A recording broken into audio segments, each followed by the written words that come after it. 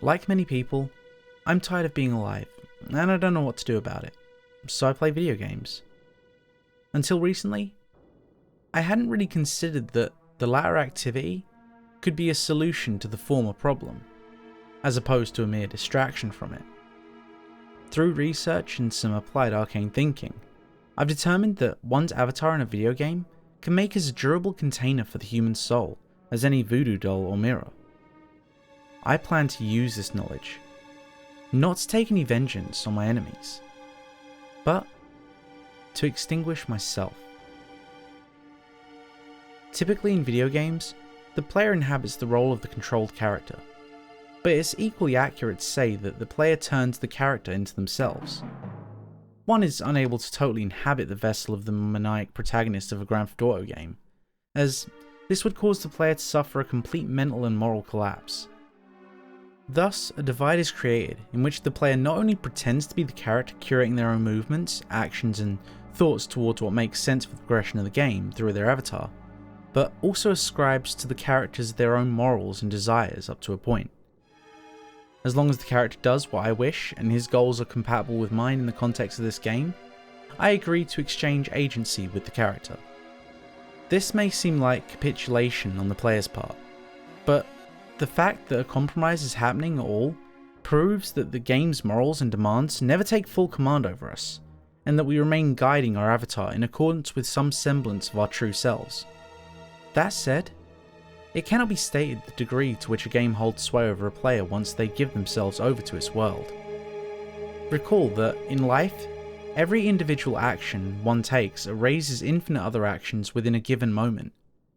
To move an avatar with the aid of a thumbstick is to temporarily give up the use of one's own legs. To press a button in order to make them use a weapon is to cede to use one's own hands for this sole purpose. Consider those who've died of exhaustion in the video cafe for the sake of their progress, or the father who leaves his infant unattended in order to accomplish a specific task within the game. They make these choices not out of obsession with the game in specific, but out of an overwhelming need for unity between them and their guided selves. The avatar is like the soul of a man trapped in his body, racing against its confines towards either absolution or obliteration. For every act, 100,000 sacrifices. For untold centuries, mankind has attempted to meld the self with the ominous other by way of hollow, fractal representations, be it the crude humanoid voodoo doll, or the reflection of one's own face used to conjure Bloody Mary in the mirror. The video game seems to me to be the closest we've come to a full breach between the human and his doppelganger. But as of yet, we've not found the ritual needed to close the gap. I believe I may have found the way. A friend has introduced me to a low sort who claims to be some kind of modern-day spellcaster. After a few brief but very convincing demonstrations of his ability, I give myself no choice but to believe him. Tomorrow, he will guide me through an esoteric procession of small blades, shed blood, bent wire and celestial shapes, the details of which I will keep to myself. These tasks are long and in themselves uninteresting, and should I pioneer this new innovation in suicide, I would like to keep it to myself so that I alone will come to hell encased in amber. When these rituals are complete, I will wait 3 days, then go to a location of my choosing. I've chosen to walk through the museum. I will observe and study the paintings of the masters. I will crest the lips of a Grecian statue with the tips of my fingers while the guards look elsewhere. I will absorb the curious murmur of the crowds, let the overpriced, overcooked cafeteria meals waft across my tongue. I will become one with a place of art to the extent that my body will permit, and then I will leave. When I get home, I will lock my door, close my curtains, throw all my food into the garbage. I will count the cracks in the floor and the walls. I will make my apartment as dark and lifeless as a tomb. And then, I will sit down to play a video game of my choosing. I've picked a Hitman game, as I find that series to be very immersive, and to have a play area with goal paths and artificial intelligence that closely resembles that of the real world. When I begin to play, I will select a level at random, and this is what I was told will happen. I will press the thumbstick forward as gently as I can, to make the player character walk as slow as possible. If I should cross a door in my forward motion, I will press the action button to open it and proceed. Soon, I will come across enemies. When they begin firing at me, however many of them there may be, I will return fire once for each foe, continuing to walk forward at the lowest speed the game will allow. My character will perish, and a menu will come up asking if I wish to restart the level. I will say yes, and I'll repeat the ritual as written above. When I have done this 4 times, I will select a different level at my whim. For an almost imperceptible instant as I start the level, a deep green will pass over the game that will obscure the entire screen. Then, when I start playing, I am to head to the left at the first path that presents this option, and when I come to the first area with enemies, I am to kill all of them. When this happens, I will restart the level once and repeat this procedure.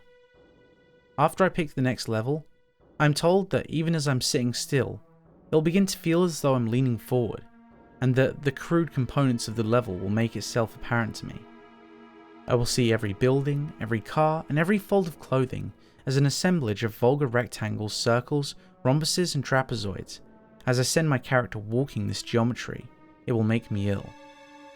I am not to stop moving.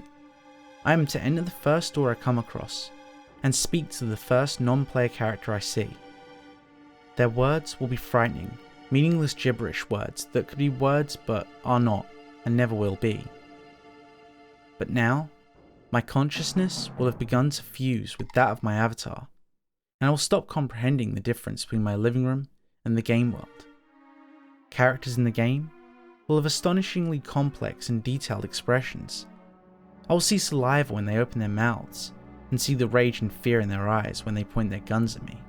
Contrariwise, the furniture in my home will appear muddy and misshapen, and when I try to feel the arm of my chair, my hand will pass through it. I'm told that if I look to my left, I will see an artifact that should only be present in the world of the game, and if I look on my right, I will see myself playing the game.